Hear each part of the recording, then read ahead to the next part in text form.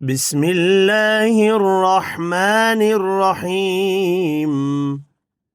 يا قابل توبة آدم يوم عاشورا، يا فارج كرب ذي النون يوم عاشورا،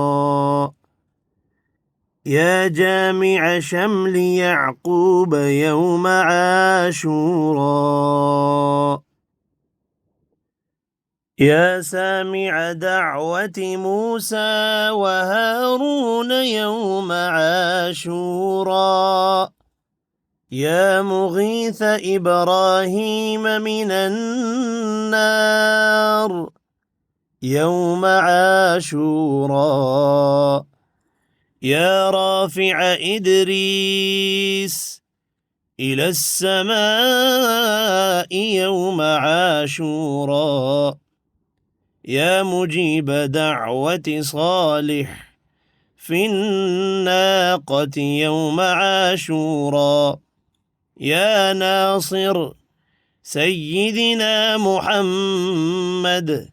يوم عاشورا، يا رحمن الدنيا والآخرة ورحيمهما صل على سيدنا محمد وعلى آل سيدنا محمد، وصل على جميع الأنبياء والمرسلين، وقض حاجاتنا في الدنيا والآخرة، وأطل عمرنا في طاعتك ومحبتك ورضاك،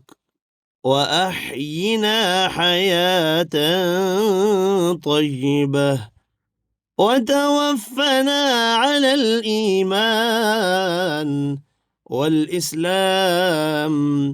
برحمتك يا أرحم الراحمين. اللهم بعز الحسن وأخيه وأمه وأبيه وجده وبنيه فرج عنا ما نحن فيه